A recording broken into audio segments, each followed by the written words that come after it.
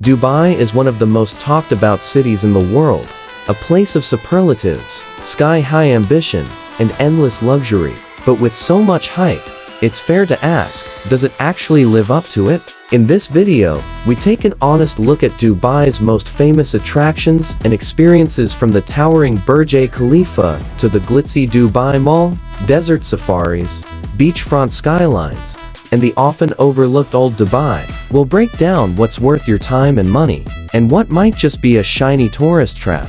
Whether you're planning your first visit or wondering if Dubai is all show and no soul, this is your no-filter guide to the real experience. Is Dubai truly as incredible as everyone says, or is it just really good at looking the part? Let's find out.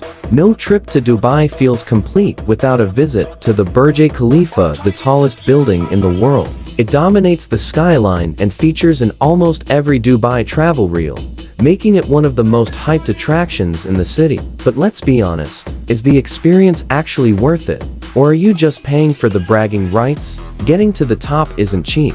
The basic ticket to the observation deck on the 124th and 125th floors costs around $45, and if you want to go higher, to the 148th floor, Sky Lounge, you're looking at prices upwards of $100. For that amount, you expect a jaw-dropping, once-in-a-lifetime experience. But the reality? Long queues, timed entry slots, packed viewing areas, and a rushed experience that feels more like ticking a box than truly taking it all in.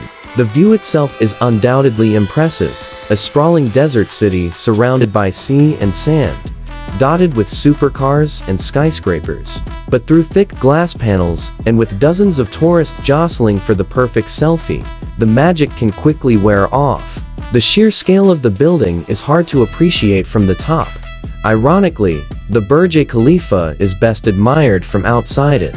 If you're chasing a memorable skyline experience, there are alternatives. Consider a rooftop bar in downtown Dubai, or a stay at a hotel with a Burj view. You'll often get a better shot of the city and the Burj itself without the crowds. The Dubai Frame and Skyviews Observatory also offer exciting perspectives of the city for a fraction of the price. So, is the Burj Khalifa worth it? For first-timers, maybe. It's iconic, it's historic, and you will get that Insta-worthy moment. But if you're expecting a serene, exclusive experience that justifies the cost, you may walk away underwhelmed. The hype is real, but so is the crowd, the cost, and the commercialization.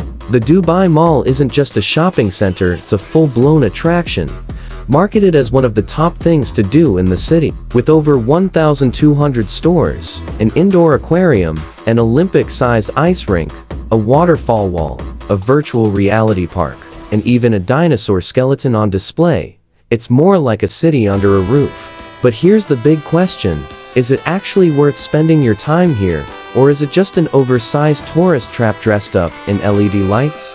Let's start with the scale. The mall is enormous, so big that it's easy to get lost even with signs and maps everywhere. You can spend hours walking in circles, and while the size is impressive, it can quickly turn into sensory overload.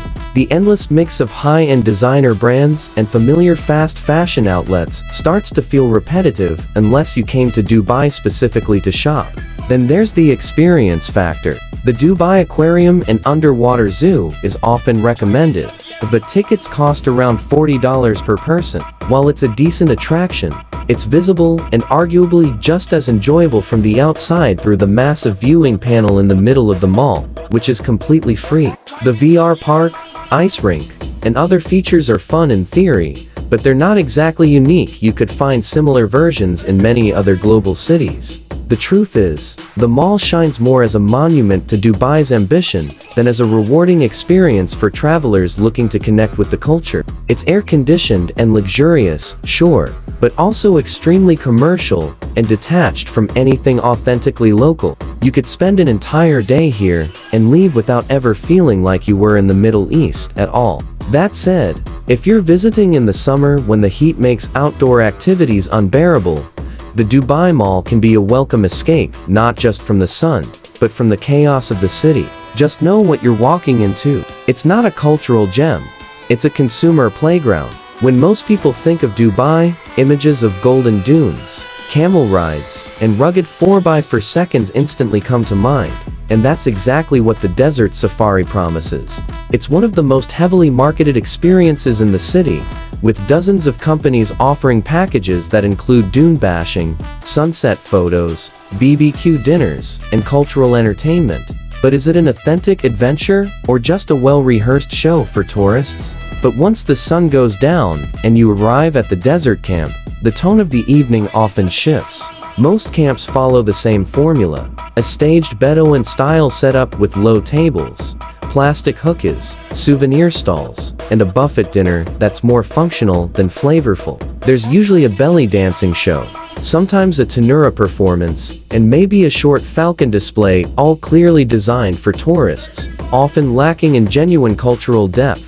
Many visitors find the experience enjoyable in a lighthearted, surface-level way. But if you're expecting a meaningful connection with Emirati culture or a sense of real tradition, you may be disappointed. The entire evening tends to feel like a production, one that repeats itself nightly, regardless of who's watching. Another downside is the sheer number of people. Even in the so-called premium packages, you'll often find yourself surrounded by dozens, if not hundreds, of other tourists all doing the exact same thing. It's hardly the intimate desert moment many imagine when booking. To get a more authentic experience, it's worth researching smaller, eco-friendly tour operators who limit group sizes and focus on preserving the environment and showcasing actual Bedouin customs.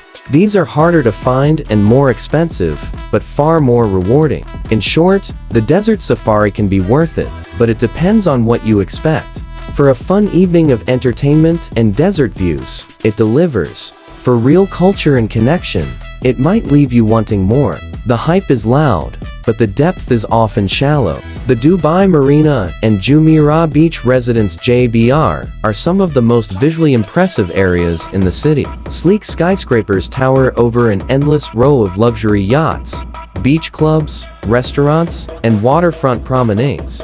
It's the Dubai you've seen all over Instagram: glamorous, modern, and designed to impress. But behind the curated shots and perfect lighting, is it actually a must-visit experience, or just a backdrop for influencers? Walking through the marina feels like strolling through a futuristic cityscape. The skyline is undeniably stunning, especially at night when everything is lit up in neon and reflected in the water. Cafes and restaurants line the promenade, serving everything from sushi to steak, with prices to match.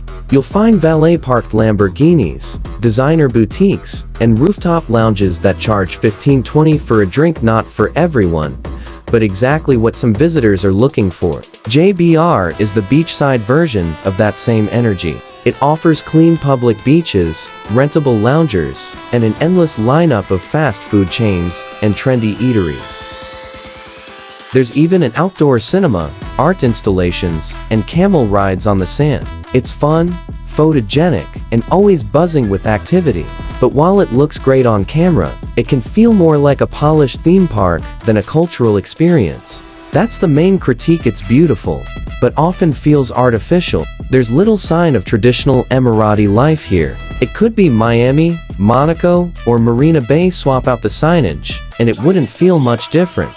For travelers looking for connection, depth, or authenticity, the marina and JBR might fall short. Still, there's no denying that this part of Dubai is impressive in its own right. It offers high-end experiences, great photo ops, and a taste of the city's luxury lifestyle. If that's what you're after, you'll love it. But if you're searching for a sense of place, something uniquely Dubai, you may find yourself walking away with nice pictures and not much else. So, is it worth the hype? Yes. For the views, the vibe, and the atmosphere. But remember, it's lifestyle theater, polished, premium, and perfectly designed for the feed. Just don't expect it to tell you anything about the real Dubai. Amid all the glass towers, luxury malls, and futuristic architecture, old Dubai quietly holds the soul of the city, and yet, it's often left off the average tourist's itinerary. But if you're looking for authenticity, history, and a glimpse of what Dubai was before the oil boom, this might just be the most valuable experience of them all. Start with Al Fahidi Historical Neighborhood, a preserved area with narrow alleyways, traditional wind tower architecture, and sandstone buildings that date back to the early 1900s. It's a stark contrast to the shiny skyline elsewhere, and walking through it feels like stepping back in time. There are art galleries, museums, and courtyards where you can sit with a cup of tea and listen to the quiet hum of daily life. The Dubai Museum, housed in Al Fahidi Fort, gives real context to the city's origins long before supercars and skyscrapers. Just a short walk away is Dubai Creek, where wooden Abras water taxis still glide back and forth across the water, offering a ride for just £1 dirham. On one side, you'll find the bustling textile souk, and on the other, the spice and gold souks, crowded, colorful, and alive with energy. Unlike the curated luxury of the marina or the structured tours of the desert, Old Dubai feels untouched. Vendors call out to you not because it's part of a performance, but because that's how business has always been done. The buildings are worn, the signage is fading, and there are no velvet ropes, and that's exactly why it's special. Many tourists skip this part of the city entirely, assuming it's not worth their time, but in reality, it offers the most genuine insight into Dubai's roots, a city of trade, resilience, and community. It's not glamorous, but it's honest. It doesn't try to impress, it simply is. So, is Old Dubai worth it? Absolutely. If you want to go beyond the Instagram FOD and understand the heartbeat of the city, this is where you'll find it, not in the malls, not at the top of the Burj, but right here, in the dust, the noise, and the history.